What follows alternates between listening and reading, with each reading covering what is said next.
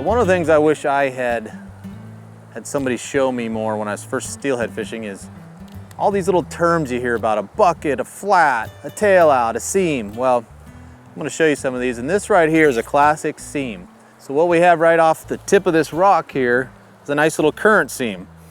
The water's coming off this point, and you can almost see a line right out where my planer is, right down, going downstream, and those fish will sit right on the edge, kind of have their shoulder on the fast water, but most of their bodies in on the little bit slower water. Gives them a place to hide.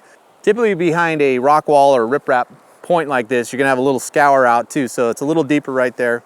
These fish migrating up here don't really want to swim up this main channel. They like a little bit of protection over there on the current seam. And so I'm just gonna run a little plug through there with a side planer. You could fish this with a bobber pretty easily too. It's a little tougher to hit with drift gear because your stuff's only gonna be on that line for a few bounces, but side planer, I can just leave that thing sitting right there in that seam. So we've been talking about seams, and here's another prime example of a good spot to fish for steelhead. This log we have here is kicking up a little current seam on both sides of it as the water wraps around.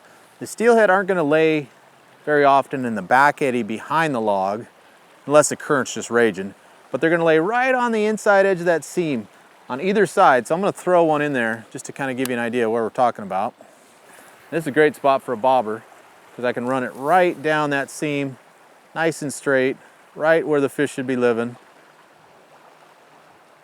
And once you get done feeling like you've covered that seam, and it may take a few casts to really find if the line that they're laying in, then you can work the outside seam, the one that's coming off the back side of the log.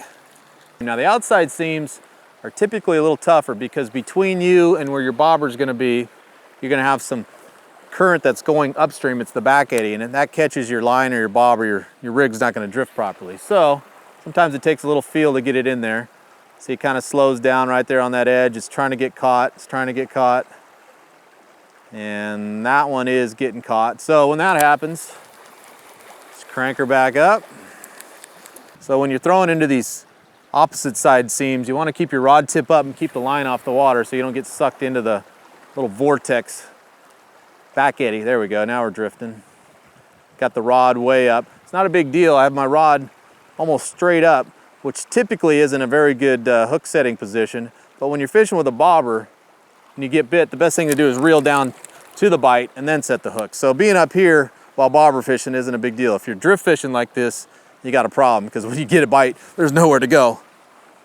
But in this case, again, the bobber thing, I always say reel till you feel. Reel down to it, then set the hook.